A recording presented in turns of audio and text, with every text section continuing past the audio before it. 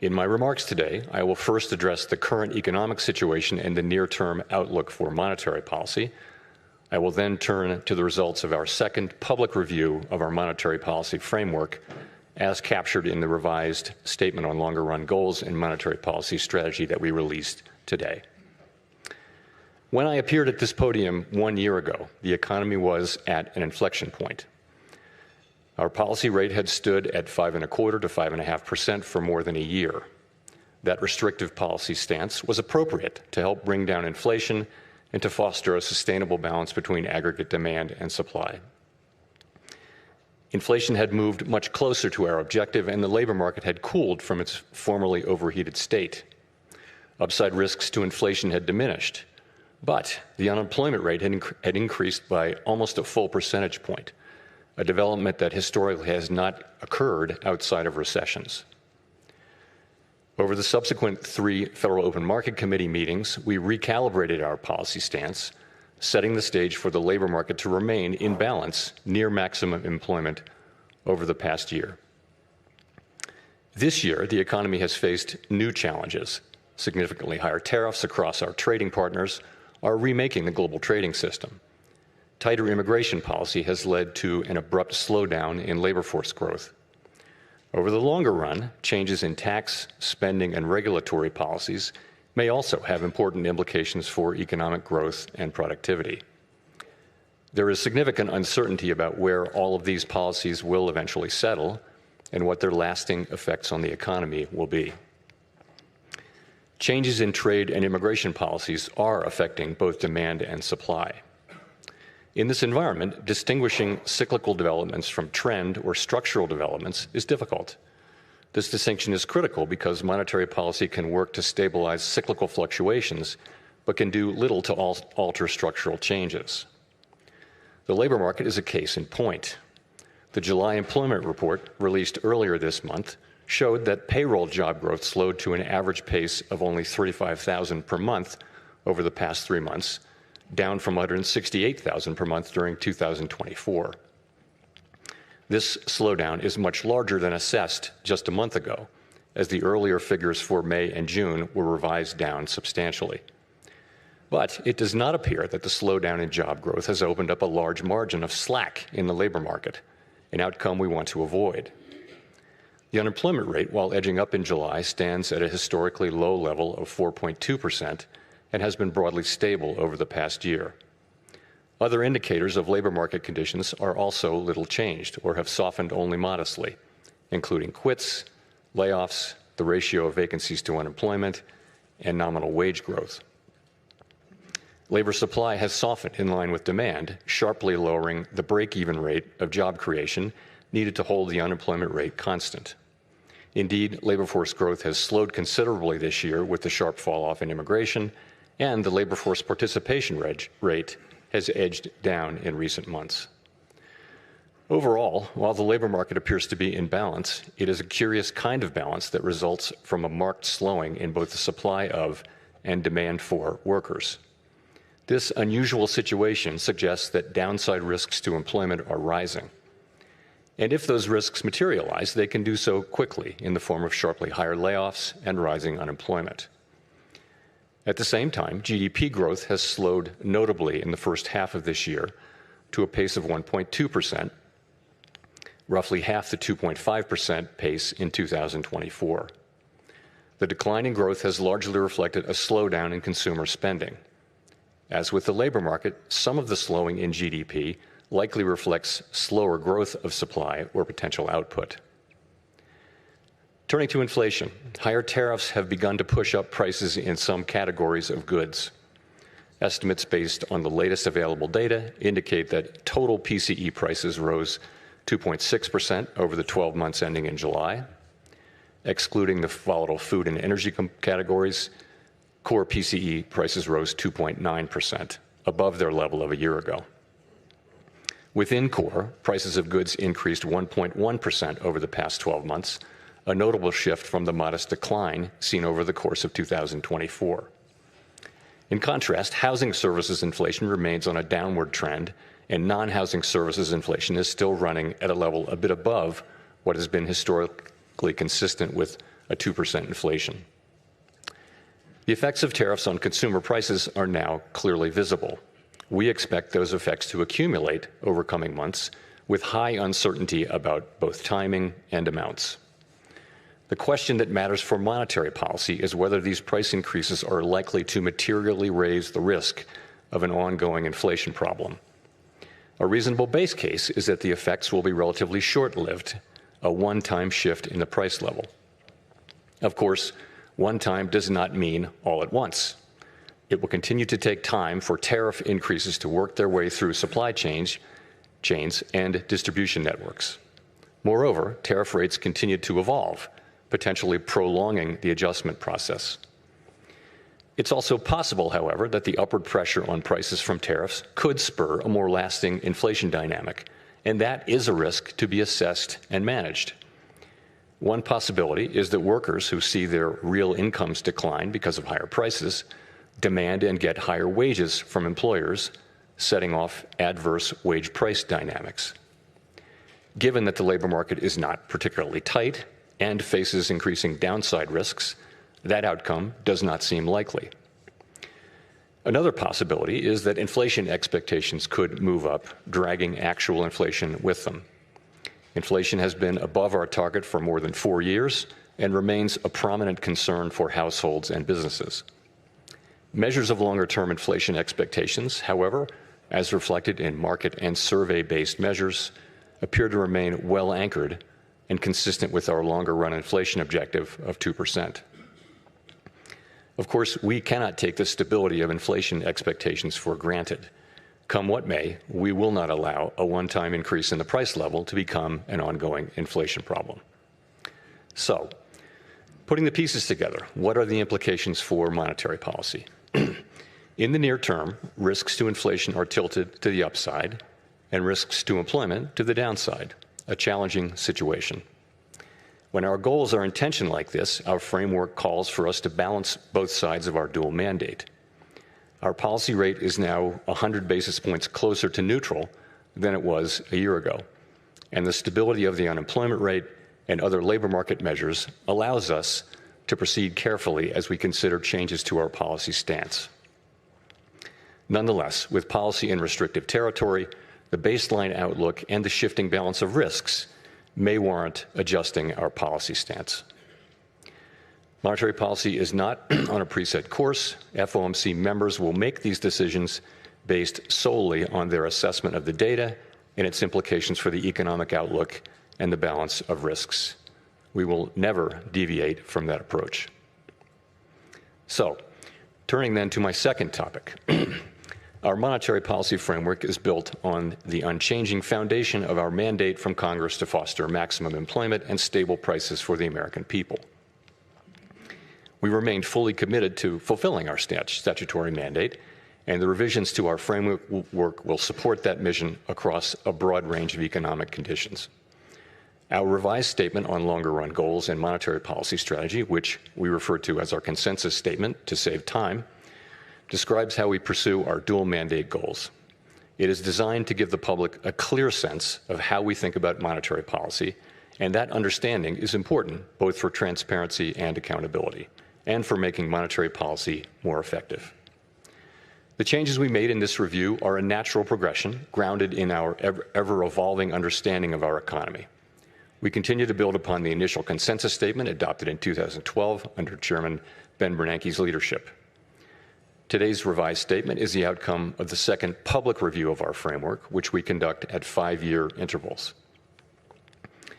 This year's review included 3 elements: Fed Listens events at reserve banks around the country, a flagship research conference, and policymaker discussions and deliberations supported by staff analysis at a series of FOMC meetings.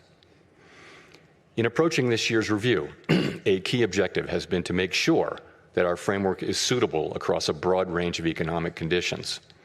At the same time, the framework needs to evolve with changes in the structure of the economy and our understanding of those changes. The Great Depression presented different challenges from those of the Great Inflation and the Great Moderation, which in turn are different from the ones we face today. At the time of the last review, we were living in a new normal, characterized by the proximity of interest rates to the effective lower bound, or ELB, along with low growth, low inflation, and a very flat Phillips curve, meaning that inflation was not very responsive to slack in the economy. To me, a statistic that captures that era is that our policy rate was stuck at the ELB for 7 long years following the onset of the global financial crisis in late 2008. Many here will recall the sluggish growth and painfully slow recovery of that era. It appeared highly likely that if the economy experienced even a mild downturn, our policy rate would be back at the ELB very quickly, probably for another extended period. Inflation and inflation expectations could then decline in a weak economy, raising real interest rates as nominal rates were pinned near zero. Higher real rates would further weigh on job growth and reinforce the downward pressure on inflation and inflation expectations, triggering an adverse dynamic. The economic conditions that brought the policy rate to the ELB and drove the 2020 framework changes were thought to be rooted in slow-moving global factors that would persist for an extended period. And they might well have done so, if not for the pandemic. The 2020 consensus statement included several features that addressed the ELB-related risks that had become increasingly prominent over the preceding 2 decades. We emphasized the importance of anchored inflation, longer-term inflation expectations, to support both our price stability and maximum employment goals. Drawing on an extensive literature on strategies to mitigate risks associated with the ELB, we adopted flexible average inflation targeting, a make-up strategy to ensure that inflation expectations would remain well anchored, even with the ELB constraint. In particular, we said that following periods when inflation had been running persistently above 2%, appropriate monetary policy would likely aim to achieve inflation moderately above 2% for some time. In the event, rather than low inflation in the ELB, the post-pandemic reopening brought the highest inflation in 40 years to economies around the world.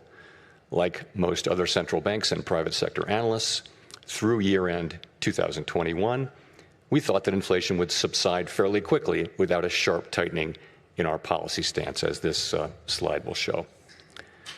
When it became clear this was not the case, we responded forcefully, raising our policy rate by 5.25 percentage points over 16 months. That action, combined with the unwinding of pandemic supply disruptions, contributed to inflation moving much closer to our target without the painful rise in unemployment that has accompanied previous efforts to counter high inflation. This year's review considered how economic conditions have evolved over the past 5 years. During this period, we saw that the inflation situation can change rapidly in the face of large shocks. In addition, interest rates are now substantially higher than was the case during the era between the global financial crisis and the pandemic. With inflation above target, our policy rate is restrictive, modestly so in my view. We cannot say for certain where rates will settle out over the longer run, but their neutral rate may now be higher than during the 2010s, reflecting changes in productivity, demographics, fiscal policy, and other factors that affect the balance between saving and investment. During the review, we discussed how the 2020 statement's focus on the ELB may have complicated communications about our response to high inflation. We concluded that the emphasis on an overly specific set of economic conditions may have led to some confusion, and as a result, we made several important changes to the consensus statement to reflect that insight. First, we removed language indicating that the ELB was a defining feature of the economic landscape. Instead, we noted that our monetary policy strategy is designed to promote maximum employment and stable prices across a broad range of economic conditions. The difficulty of operating near the ELB remains a potential concern, but it is not our primary focus. The revised statement reiterates that the committee is prepared to use its full range of tools to achieve its maximum employment and price stability goals, particularly if the federal funds rate is constrained by the ELB. Second, we returned to a framework of flexible inflation targeting and eliminated the make-up strategy. As it turned out, the idea of an intentional moderate inflation overshoot had proved irrelevant. There was nothing intentional or moderate about the inflation that arrived a few months after we announced our 2020 changes to the consensus statement, as I acknowledged publicly in 2021. Well-anchored inflation expectations were critical to our success in bringing down inflation without a sharp increase in unemployment. Anchored expectations promote the return of inflation to target when adverse shocks drive inflation higher and limit the risk of deflation when the economy weakens. Further, they allow monetary policy to support maximum employment in economic downturns without compromising price stability. Our revised statement emphasizes our commitment to act forcefully to ensure that longer-term inflation expectations remain well anchored to the benefit of both sides of our dual mandate. It also notes that price stability is essential for a sound and stable economy and supports the well-being of all Americans. This theme came through loud and clear at our Fed Listens events. The past 5 years have been a painful reminder of the hardship that high inflation imposes, especially on those least able to meet the higher costs of necessities. Third, our 2020 statement said that we would mitigate shortfalls rather than deviations from maximum employment. The use of shortfalls reflected the insight that our real-time assessments of the natural rate of unemployment, and hence of maximum employment, are highly uncertain. The later years of the post-global financial crisis recovery featured employment running for an extended period above mainstream estimates of its sustainable level, along with inflation running persistently below our 2% target. In the absence of inflationary pressures, it might not be necessary to tighten policy based solely on uncertain real-time estimates of the natural rate of unemployment. We still have that view, but our use of the term shortfalls was not always interpreted as intended, raising communications challenges. In particular, the use of shortfalls was not intended as a commitment to permanently forswear preemption or to ignore labor market tightness. Accordingly, we removed shortfalls from our statement. Instead, the revised document now states more precisely that the committee recognizes that employment may run at times above real-time assessments of maximum employment without necessarily creating risks to price stability. Of course, preemptive action would likely be warranted if tightness in the labor market or other factors pose risks to price stability. The revised statement also notes that maximum employment is the highest level of employment that can be achieved on a sustained basis in a context of price stability. This focus on promoting a strong labor market underscores the principle that durably achieving maximum employment fosters broad-based economic opportunities and benefits for all Americans. The feedback we received at Fed Listens events reinforced the value of a strong labor market for American households, employers, and communities. Fourth, consistent with the removal of shortfalls, we made changes to clarify our approach in periods where our employment and inflation objectives are not complementary. In those circumstances, we will follow a balanced approach in promoting them. The revised statement now more closely aligns with the original 2012 language. We take into account the extent of departures from our goals and the potentially different time horizons over which each is projected to return to a level consistent with our dual mandate. These principles guide our policy decisions today, as they did in the 2022 to 24 period, when the departure from our 2% inflation target was the overriding concern. In addition to these changes, there is a great deal of continuity with past statements. The document continues to explain how we interpret the mandate Congress has given us and describes the policy framework that we believe will best promote maximum employment and price stability. We continue to believe that monetary policy must be forward-looking and consider the lags in its effects on the economy. For this reason, our policy actions depend on the economic outlook and the balance of risks to that outlook. We continue to believe that setting a numerical goal for employment is unwise because the maximum level of employment is not directly measurable and changes over time for reasons unrelated to monetary policy. We also continue to view a longer-run inflation rate of 2% as most consistent with our dual mandate goals. We believe that our commitment to this target is a key factor, helping keep longer-term inflation expectations well anchored. Experience has shown that 2% inflation is low enough to ensure that inflation is not a concern in household and business decision-making, while also providing a central bank with some policy flexibility to provide accommodation during economic downturns. Finally, the revised consensus statement retained our commitment to conduct a public review roughly every 5 years. There's nothing magic about the 5-year pace.